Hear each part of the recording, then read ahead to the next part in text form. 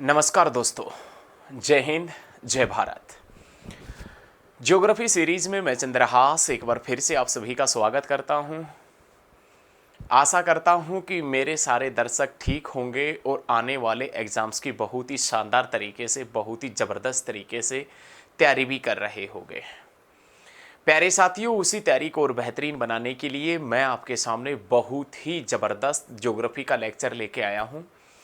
और आज इस लेक्चर के अंदर, आज इस ज्योग्राफी के लेक्चर के अंदर बहुत ही शानदार टॉपिक, जो प्रत्येक भारत के अंदर जितने भी गवर्नमेंट एग्जाम्स होते हैं, गवर्नमेंट जॉब से रिलेटेड सारे एग्जाम्स के अंदर वो टॉपिक, वो लेक्चर, वो वीडियो से क्वेश्चन पूछे ही पूछे जाते, वो टॉपिक एग्जाम्स के अंदर आता ही आता है।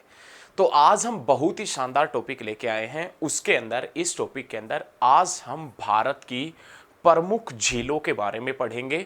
भारत की प्रमुख जो मेजर लेक्स हैं, भारत की जो मेजर लेक्स हैं, इनके बारे में पढ़ेंगे।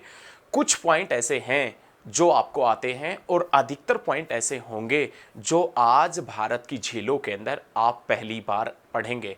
आज हम भारत की झीलों के अंदर बड़े ही शानदार तरीके से, बड़े ही जबरदस्त तरीके से सारे पॉइंट, एक एक पॉइंट, एक एक डाउट आपका क्लियर कर देंगे। भारत का मैप बना के, हिंदुस्तान का मैप बना के, हिंदुस्तान का मैप बना के तब हम भारत के अंदर जो झीलें पड़ती हैं, मेजर लेक्स हैं, उनके बारे में आज हम पढ़ेंगे।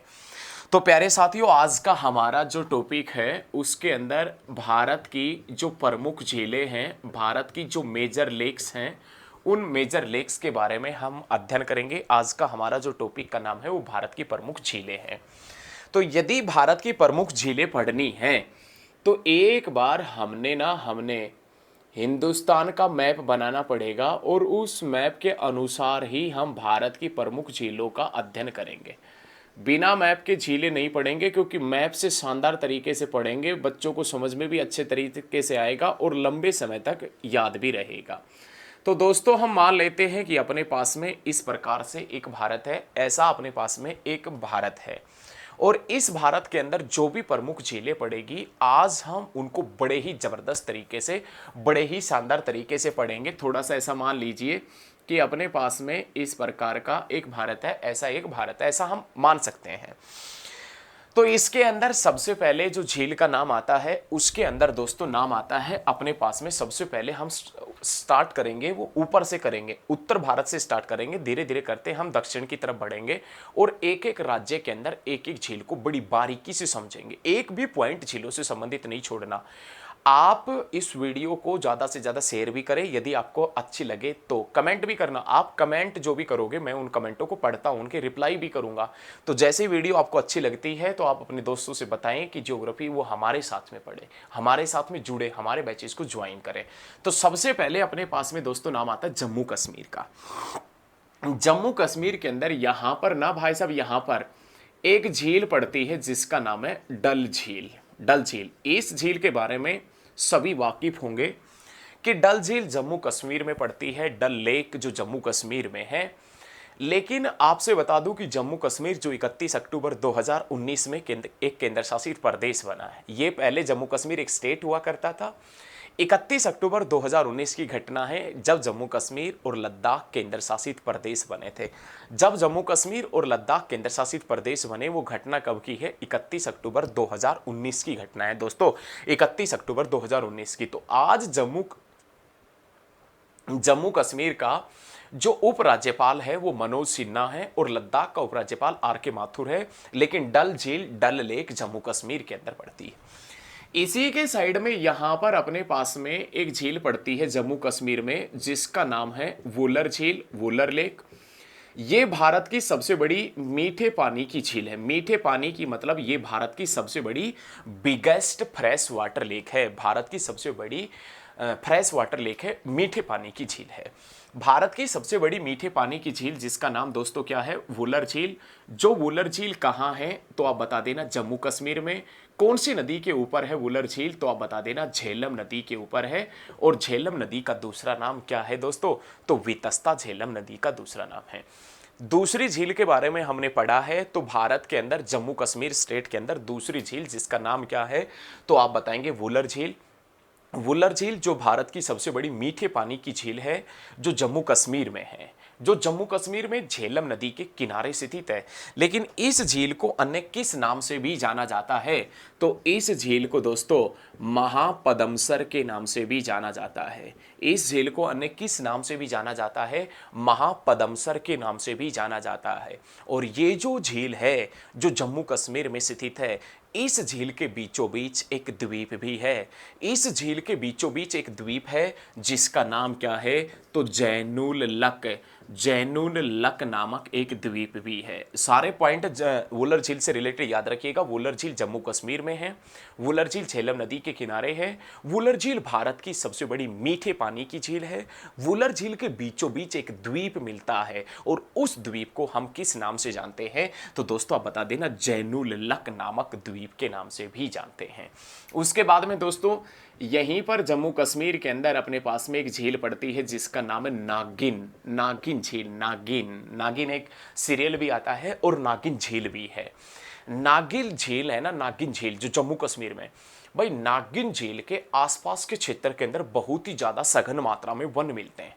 नागिन झील के चारों तरफ बहुत सघन मात्रा में वन मिलते हैं, बहुत ज्यादा मात्रा में वन मिलते हैं। तो नागिन झील के आसपास का जो क्षेत्र है ना, या चारों तरफ का क्षेत्र है, उस क्षेत्र को किस नाम से जानते हैं? जवेल इन द रिंग के नाम से, जवेल इन द रिंग के नाम से जानते हैं। बहुत शानदार क्वेश्चन है। नागिन झील के चारों तरफ बहुत ज्यादा मात्रा में वन मिलते हैं, बहुत सघन वन मिलते हैं। तो नागिन झील के चारों तरफ वाले इलाके को या आसपास के क्षेत्र को किस नाम से जानते हैं? जवेल इन द रिंग के नाम से जानते हैं, जवेल इन द रिंग के नाम से जाना जाता है। ठीक है, क्वेश्चन याद रखिएगा। उसके बाद में इसी जम्मू कश्मीर के अंदर भाई साहब एक झील पड़ती है जिसका नाम क्या है? तो आप बता देना, शेषनाग झील। और ये शेषनाग झील जम्मू कश्मीर का एक डिस्ट्रिक्ट पड़ता है जिसका नाम अनंतनाग डिस्ट्रिक्ट है, अनंतनाग। और उस अनंतनाग डिस्ट्रिक्ट के अंदर एक झील पड़ती है, शेषनाग झील। ऐसा बताया जाता है कि कोई किस्मत वाला होता है और यहाँ पर जब घूमने जाता है तो 24 घंटे में ना, 24 घंटे में एक बार शेषनाग यहाँ पर जरूर दर्शन देता है। भगवान शिव के गले में जो नाग था ना, वो शेषनाग ही था। और यहाँ पर इस झील के ऊपर शेषनाग के दर्शन जरूर होते ही होते हैं। तो उस समय जब शेषनाग का दर्शन देना होता है, उस समय जो यहां पर इस झील के ऊपर मौजूद रहता है उसको शेषनाग का दर्शन होगा ही होगा। ऐसा अधिकतर बुकों में लिखा है, ऐसा अधिकतर टीचर आपको पढ़ाते भी होंगे कि जिन झीलों के पीछे नाग लग जाए या जो झीलें नाग से संबंधित है, उनमें से अधिकतर झीलें दोस्तों कहां स्थित है? तो जम्मू कश्मीर के अंदर स्थित है, जम्मू कश्मीर के अंदर। ध्यान रखना, इसको मैं साफ कर रहा हूं भाई, क्योंकि नेक्स्ट झील आएगी तो नेक्स्ट राज्य की झील आएगी तो उनके बारे में भी पढ़ना है। तो साथ ही साथ में आप नोट कर लीजिए, जम्मू कश्मीर की जो भी झीलें हैं उनके बारे में हम पढ़ चुके हैं, इन पॉइंटों को आप नोट कर लीजिए। अब अपने पास में दोस्तों नीचे आता है हिमाचल प्रदेश, और इस हिमाचल प्रदेश में एक झील पड़ती है जिसका नाम है रेणुका झील। इसका नाम देवी रेणुका के नाम पर पड़ा है। रेणुका झील पड़ती है, इसका नाम देवी रेणुका के नाम पर पड़ा है।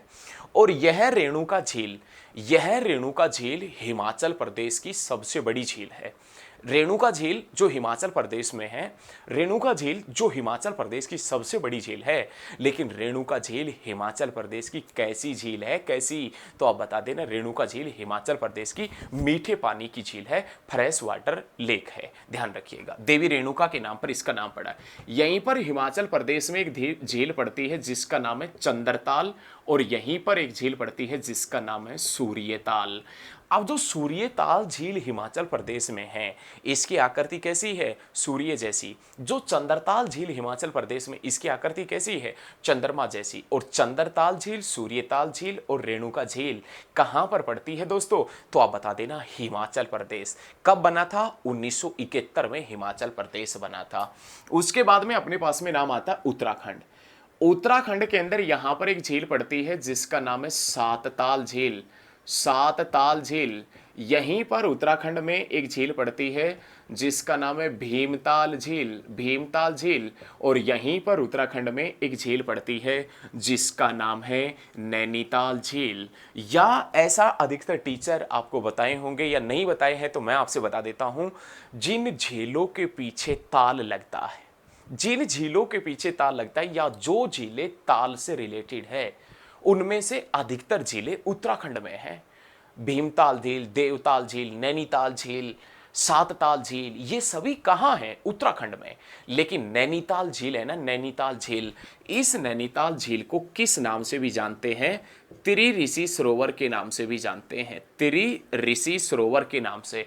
त्रि ऋषि सरोवर के नाम से भी नैनीताल झील उत्तराखंड को जाना जाता है, जिसके पास से ही रामगंगा नदी निकलती है, जो गंगा की सहायक है, जो जिम कॉर्बेट नेशनल पार्क के बीचों बीच बहने वाली भारत की प्रमुख नदी है। तो ये चीजें आप ध्यान रखिएगा, ठीक है। उसके बाद में दोस्तों अपने पास में नाम आता है उत्तर प्रदेश। इस उत्तर प्रदेश में यहां पर ना अपने पास में एक झील पड़ती है जिसका नाम है फुलहर झील। फुलहर झील उत्तर प्रदेश का एक डिस्ट्रिक्ट पड़ता है दोस्तों, जिसका नाम क्या है तो आप बताएंगे पीलीभीत। उत्तर प्रदेश का एक जिला पड़ता है पीलीभीत, और इस पीलीभीत जिले के अंदर एक झील पड़ती है जिसका नाम है फुलर लेक, फुलर झील पड़ती है। याद रखिएगा, ये मैदानी क्षेत्र की झील है। और इस फुलहर झील से कौन सी नदी निकलती है तो आप बता देना, गोमती नदी निकलती है। और ये गोमती नदी जो किसकी सहायक है दोस्तों? गंगा की सहायक है। और इसी गोमती नदी के ऊपर उत्तर प्रदेश की राजधानी पड़ती है लखनऊ। लखनऊ, जौनपुर, गाजीपुर, सुल्तानपुर। लखनऊ, जौनपुर, गाजीपुर और सुल्तानपुर जो उत्तर प्रदेश के शहर हैं वो गोमती नदी के ऊपर हैं। गोमती नदी कौन सी झील से निकलती है? फुलर झील, जो कहाँ है? उत्तर प्रदेश के पीलीभीत जिले के अंदर है फुलर झील, ध्यान रखिएगा। उसके बाद में दोस्तों अपने पास में नाम आता है सिक्किम। यहां पर सिक्किम के अंदर एक झील पड़ती है जिसका नाम है सांगमो झील। सांगमो झील पड़ती है, सांगमो झील। सांगमो झील सिक्किम के अंदर पड़ती है, ध्यान रखिएगा।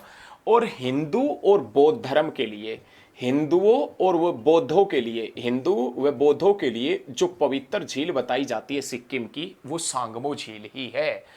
हिंदुओं के लिए और बौद्धों के लिए, बौद्ध धर्म से रिलेटेड या हिंदू धर्म से रिलेटेड जो पवित्र झील, दोनों की पवित्र झील का जिक्र किया जाए, दोनों का मिलन स्थल का जिक्र किया जाए तो सांगमो झील है। और सांगमो झील कहाँ है तो दोस्तों आप बता देना, सिक्किम के अंदर सांगमो झील पड़ती है, जो हिंदू और बौद्ध धर्म के लिए फेमस है।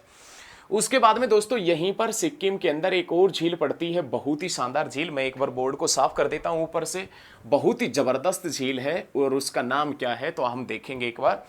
यहीं पर सिक्किम के अंदर एक झील पड़ती है जिसका नाम है चोलाहामू झील। चोलाहामू झील, अरे दोस्तों भारत की सबसे ऊंचाई पर स्थित झील जिसका नाम चोलामू झील है।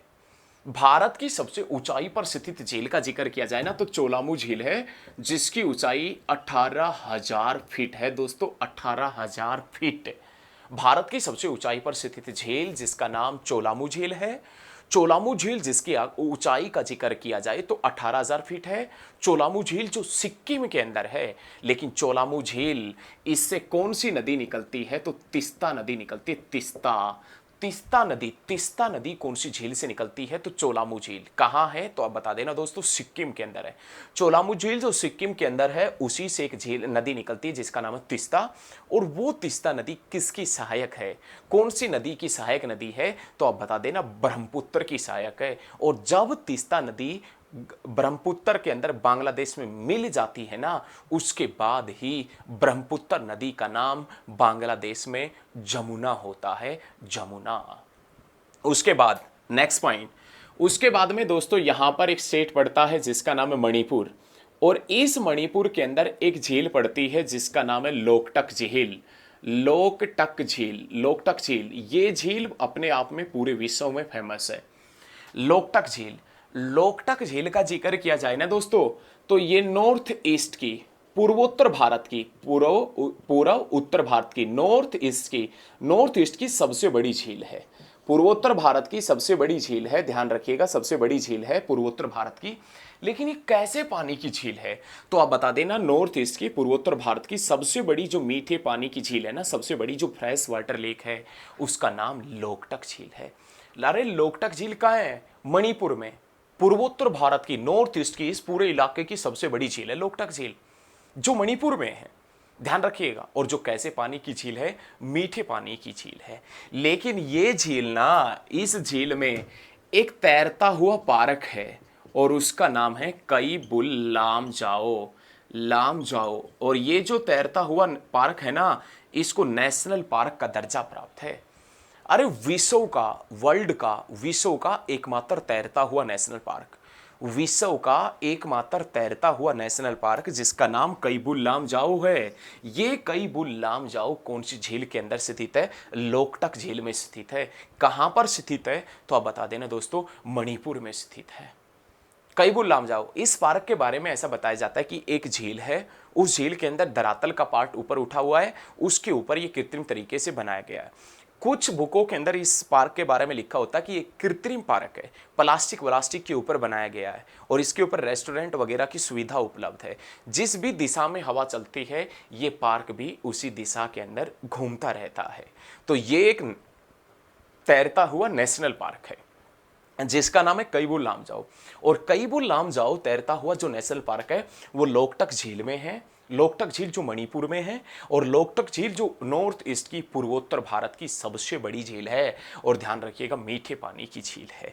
प्यारे साथियों, पॉइंटों को नोट कर लीजिए, एक एक पॉइंट को बड़े बेहतरीन तरीके से हम खोल के आपके सामने रख देंगे एकदम जबरदस्त तरीके से। ये पॉइंट आपने नहीं लिखे हैं तो वीडियो को आप बैक करके लिख लीजिए, वीडियो को बैक करके लिख लो, क्योंकि अब नेक्स्ट क्वेश्चन का जिक्र आएगा तो उस नेक्स्ट पर्सन के बारे में, नेक्स्ट झील के बारे में जिक्र करेंगे। उसके बाद में दोस्तों अपने पास में यहां पर एक झील आती है यहां पर, और उस झील का नाम है चिल्का झील। चिल्का झील, चिल्का झील। और दोस्तों चिल्का झील कहां है तो आप बता देना, उड़ीसा में है, उड़ीसा में। अरे चिल्का झील भारत की सबसे बड़ी तटीय झील, भारत की सबसे बड़ी तटीय झील, कोस्टल झील कौन सी है तो आप बता देना, चिल्का झील। और एक्चुअल में दोस्तों तटीय झीलों को किस नाम से भी जानते हैं? अनूप झील के नाम से भी जानते हैं। कभी एग्जाम में क्वेश्चन आए कि अनूप झील, भारत की सबसे बड़ी अनूप झील कौन सी है, और आपका दिमाग खराब हो जाए तो ध्यान रखना, भारत की सबसे बड़ी अनूप झील या भारत की सबसे बड़ी तटीय झील जो है उस झील का नाम चिल्का झील है। और दोस्तों चिल्का झील कहाँ है तो आप बता देना, उड़ीसा में है, उड़ीसा में चिल्का झील, उड़ीसा में। दोस्तों इस झील की आकृति कैसी है? नाशपत्ती जैसी आकृति है, नाशपत्ती जैसी आकृति। दोस्तों ये झील किस लिए फेमस है तो दोस्तों इस झील के अंदर झींगा उत्पादन किया जाता है। साथियों इस झील के अंदर झींगा उत्पादन, झींगा जो मछली होती है ना उसका उत्पादन किया जाता है। और कौन सी क्रांति झींगा मछली से रिलेटेड है? कौन सी क्रांति झींगा मछली उत्पादन से संबंधित है तो आप बता देना, गुलाबी क्रांति। गुलाबी रिवॉल्यूशन जो है वो, गुलाबी जो क्रांति है वो झींगा उत्पादन से रिलेटेड है। और झींगा ऑप्शन में ना आए तो प्याज उत्पादन से, प्याज उत्पादन से भी संबंधित है गुलाबी क्रांति। तो भारत की सबसे बड़ी कोस्टल लेक, भारत की जो बिगेस्ट कोस्टल लेक है, सबसे बड़ी तटीय झील है, उसका नाम दोस्तों क्या है? चिल्का लेक, जो कहां है? उड़ीसा में। आकृति कैसी है? नाशपत्ती जैसी। किस लिए फेमस है? झींगा उत्पादन के लिए। लेकिन ये जो चिल्का झील है ना, जब वर्षा ऋतु रहती है, जब भारत के अंदर जबरदस्त बारिश होती है, जब भारत के अंदर वर्षा ऋतु रहती है तो 3-4 महीने तक इस चिल्का झील का पानी होता है मीठा, और उसके बाद में इस चिल्का झील का पानी कैसा हो जाता है दोस्तों तो आप बता देना, खारा हो जाता है, खारा। ये आप जबरदस्त तरीके से ध्यान रखिएगा, 3-4 महीने तक जब तक बारिश होगी तब तक इसका पानी मीठा, और उसके बाद में इसका पानी कैसा हो जाएगा तो आप बता देना, खारा पानी हो जाएगा। उसके बाद में दोस्तों यहीं पर अपने पास में एक झील आती है आंध्र प्रदेश में, और उस झील का नाम क्या है? कोलेरू झील। कोलेरू झील ये भी भारत की एक तटीय झील है, ध्यान रखना, कोलेरू झील आंध्र प्रदेश में। लेकिन यहाँ पर अपने पास में पड़ता है तमिलनाडु, ऊपर एक स्टेट पड़ता है आंध्र प्रदेश, और यहीं पर दोस्तों तमिलनाडु और आंध्र प्रदेश की सीमा पर एक झील स्थित है जिसका नाम है पुलिकट झील। पुलिकट झील, अरे भारत की दूसरी बड़ी, भारत की second biggest coastal lake, Bharat की दूसरी बड़ी तटीय झील, भारत की दूसरी बड़ी अनूप झील या तटीय झील कौन सी है? पुलिकट झील है। भारत की दूसरी बड़ी तटीय झील, भारत की दूसरी बड़ी तटीय झील का जिक्र किया जाए ना तो भारत की दूसरी बड़ी तटीय झील पुलिकट झील। ये पुलिकट झील दोस्तों आंध्र प्रदेश और तमिलनाडु के अंदर फैली है। ये पुलिकट झील जिसका 84% हिस्सा ना, 84% हिस्सा तो तमिलनाडु में है, और इस पुलिकट झील का 16% हिस्सा आंध्र प्रदेश में है, 16% हिस्सा। तो मतलब पुलिकट झील का उत्तरी हिस्सा तो आंध्र प्रदेश में और दक्षिणी हिस्सा तमिलनाडु के अंदर है। और इसी पुलिकट झील के उत्तरी हिस्से में, पुलिकट झील के उत्तरी हिस्से में, उत्तरी हिस्सा मतलब आंध्र प्रदेश में एक द्वीप स्थित है जिसका नाम है श्रीहरिकोटा द्वीप। श्रीहरिकोटा द्वीप।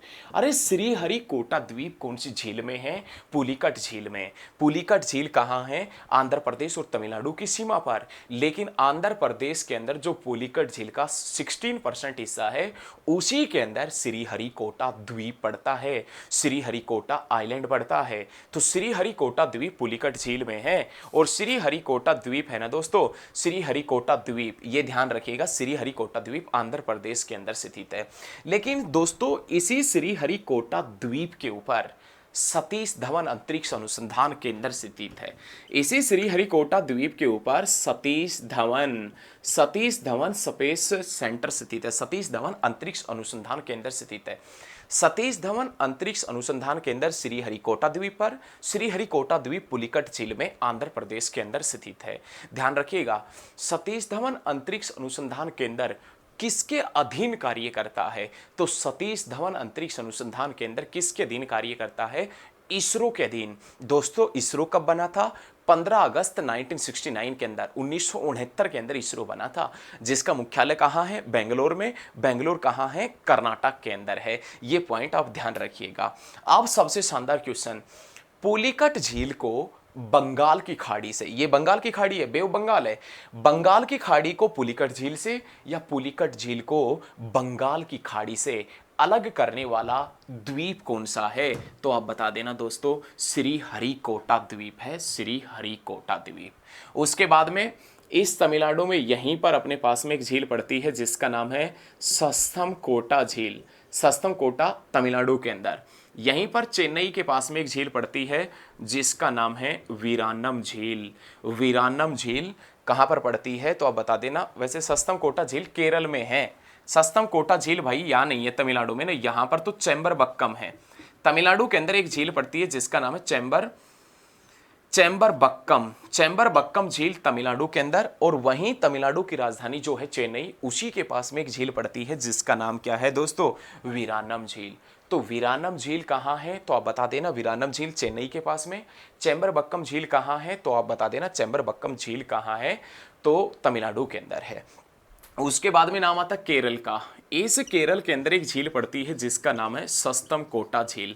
सस्तमकोटा झील।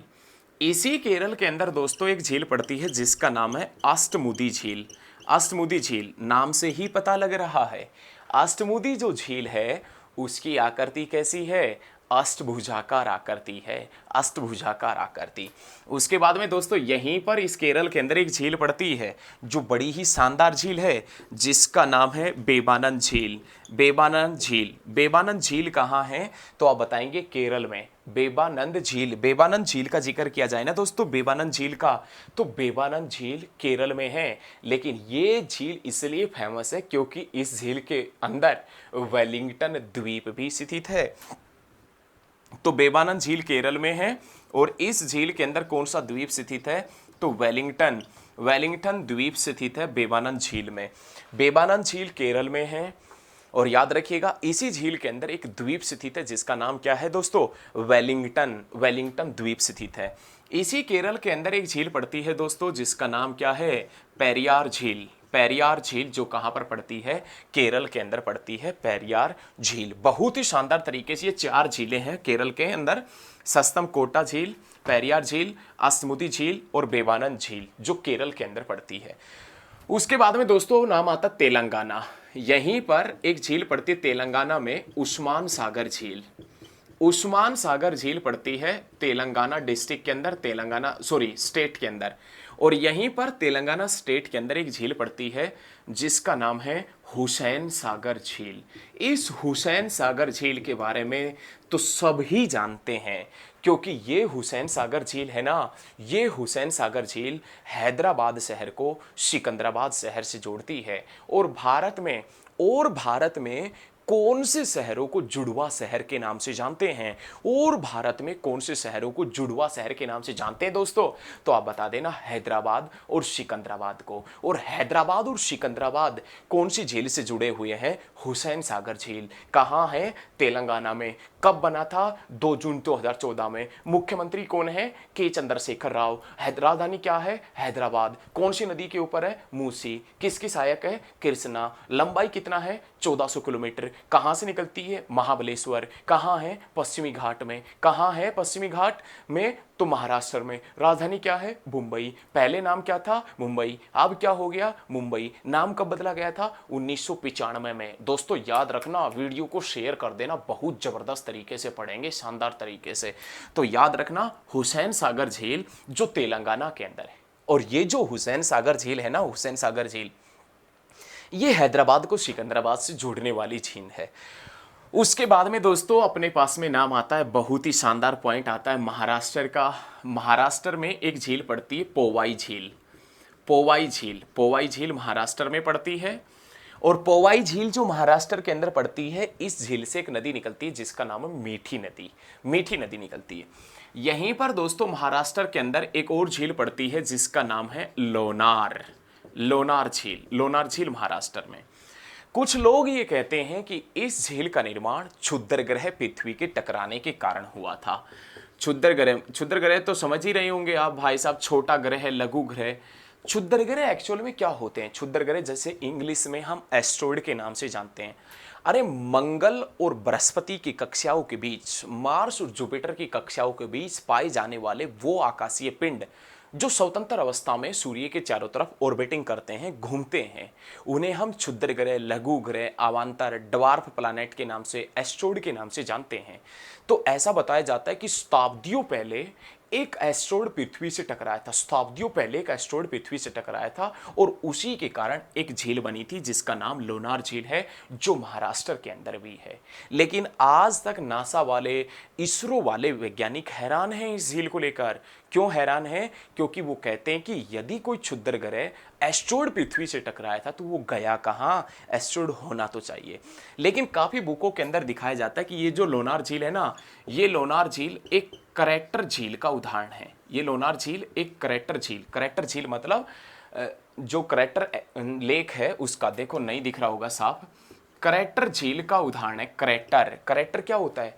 एक्चुअल में ज्वालामुखी के जिस मुख से लावा निकलता है ना, ज्वालामुखी के जिस मुख से लावा बाहर निकलता है, तो जहां से लावा बाहर निकलता है उसको हम करैक्टर के नाम से जानते हैं। लेकिन कुछ समय के बाद जब लावा निकलना बंद हो जाता है और बारिश वारिश के कारण उस लावा का जो मुख होता है, मुंह होता है, उसमें पानी भर जाता है, तो करैक्टर झील बनती है। और उसी करैक्टर झील का एग्जाम्पल भी लोनार झील बताई जाती है। लोनार झील, तो लोनार झील महाराष्ट्र में है। 2 झीलों के एग्जाम्पल है। एक तो इसका निर्माण क्षुद्र ग्रह पृथ्वी के टकराने के कारण हुआ है, दोनों पॉइंट याद रखिएगा। और एक इसका निर्माण भाई साहब ज्वालामुखी के मुख के कारण हुआ है, मतलब ये करैक्टर झील भी है। उसके बाद में दोस्तों नाम आता है मध्य प्रदेश। यहां पर अपने पास में पड़ती है एक झील जिसका नाम है तवा वोहर झील, मध्य प्रदेश में। यहीं पर मध्य प्रदेश में एक झील पड़ती है जिसका नाम है भोजताल झील। 2 झीलें पड़ती हैं मध्य प्रदेश में, एक तवा वोहर झील मध्य प्रदेश में और एक अपने पास में पड़ती है भोजताल झील मध्य प्रदेश में। बहुत जबरदस्त तरीके से पढ़ेंगे, एकदम मजा आ रहा है भाई पढ़ने में ना, एकदम मजा आ रहा है, एकदम मजा। उसके बाद में दोस्तों यहां पर अपने पास में नाम आता है गुजरात। गुजरात, यहां पर एक झील पड़ती है जिसका नाम क्या है? नल सरोवर झील। नल सरोवर, नल सरोवर झील कहाँ है? तो आप बताएंगे गुजरात में। उसके बाद में नाम आता है दोस्तों राजस्थान। यहां पर एक झील पड़ती है जिसका नाम है पुष्कर झील, राजस्थान में। और भाई साहब राजस्थान के अंदर एक शहर पड़ता है जिसको लेक्स सिटी के नाम से जानते हैं। लेक्स सिटी मतलब झीलों की नगरी के नाम से। और झीलों की नगरी के नाम से राजस्थान के कौन से शहर को जाना जाता है? तो दोस्तों आप बता देना उदयपुर को। उदयपुर, अरे लेक्स सिटी के नाम से, झीलों की नगरी के नाम से राजस्थान का कौन सा शहर जाना जाता है? तो उदयपुर। ध्यान रखना, उदयपुर लेक सिटी के नाम से जाना जाता है। और उदयपुर कहाँ है? राजस्थान में। मुख्यमंत्री अशोक गहलोत है फिलहाल, आगे का पता नहीं है, लेकिन बदल भी जाए, थोड़े दिन में चुनाव है राजस्थान में, क्या पता बीजेपी आ जाए, क्योंकि राजस्थान में ऐसा चलता रहता है, एक बार बीजेपी एक बार कांग्रेस, एक बार बीजेपी एक बार कांग्रेस, ऐसा चलता रहता है। तो राजस्थान का वर्तमान मुख्यमंत्री अशोक गहलोत है और राज्यपाल कौन है? कलराज मिश्र है। और राजस्थान का वो शहर जिसे लेक्स सिटी के नाम से जानते हैं, उदयपुर। लेकिन पुष्कर झील कहाँ है? पुष्कर झील राजस्थान में। पिछोला झील कहाँ है? पिछोला झील, पिछोला झील कहाँ पर पड़ती है? उदयपुर के अंदर पड़ती है। और यहीं पर अपने पास में राजस्थान के अंदर एक झील पड़ती है जिसका नाम है दोस्तों सांभर झील। अरे सांभर, सांभर झील। पूरे भारत में जितना भी नमक होता है ना, पूरे भारत में जितना नमक का उत्पादन होता है उसमें 11% जो नमक होता है ना, 11% नमक वो सांभर झील में होता है। अरे भारत की सबसे बड़ी झील कौन सी है? सांभर झील है। भारत की सबसे बड़ी खारे पानी की झील कौन सी है? सांभर झील। दोनों पॉइंट याद रखिएगा। क्षेत्रफल में पूरे भारत में सबसे बड़ी है सांभर झील, तो भारत की सबसे बड़ी झील कौन सी हो गई? सांभर झील। अब ये कैसे पानी की है? तो खारे पानी की। तो भारत की सबसे बड़ी खारे पानी की भी झील कौन सी हो गई? सांभर झील। तो भारत की सबसे बड़ी झील अथवा भारत की सबसे बड़ी खारे पानी की झील अथवा भारत की सबसे बड़ी खारे पानी की झील कौन सी है? तो सांभर झील। और पूरे भारत में लगभग कौन सी झील में सबसे ज्यादा नमक का उत्पादन किया जाता है? सांभर झील। और राजस्थान के अंदर 11% नमक का उत्पादन सांभर झील के अंदर होता है दोस्तों। सांभर झील में पूरे भारत की सबसे बड़ी खारे पानी की झील है। यहीं पर राजस्थान के अंदर एक और झील पड़ती है जिसका नाम है राजसमंद झील। राजसमंद झील, राजसमंद झील जो राजस्थान के अंदर है। प्यारे साथियों याद रखें, ये राजसमंद झील जो राजस्थान में है ना, ये राजस्थान की सबसे बड़ी मीठे पानी की झील है। राजस्थान की सबसे बड़ी मीठे पानी की झील का जिक्र किया जाए ना, तो दोस्तों आप ध्यान रखिएगा, राजसमंद झील जो राजस्थान की सबसे बड़ी मीठे पानी की लेक है, फ्रेश वाटर लेक है। तो प्यारे साथियों, हमने आज जबरदस्त तरीके से इस वीडियो में भारत की जो मेजर लेक्स हैं, भारत की जो प्रमुख झीलें हैं, उनके बारे में पढ़ा है। और मैं आशा करता हूं कि मेरे द्वारा दी गई जानकारी आपको अच्छी लगी होगी। और यदि जानकारी अच्छी लगी है ना, तो दोस्तों आप अपने ज़्यादा से ज़्यादा दोस्तों को बताइए और हमारे साथ में जोड़िए। ज़्यादा से ज़्यादा दोस्तों को आप हमारे साथ में जोड़िए, हमारे बैचेस को ज्वाइन करवाइए। बहुत ज़बरदस्त तरीके से हम ज्योग्राफी पढ़ रहे हैं। आपने और लेक्चर हमारे नहीं देखे हैं तो और लेक्चर भी जाके आप देख सकते हैं, और लेक्चर भी पढ़ सकते हो।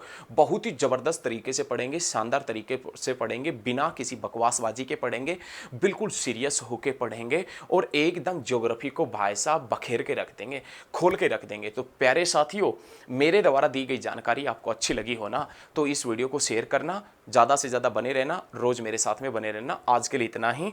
जय हिंद, जय भारत, धन्यवाद।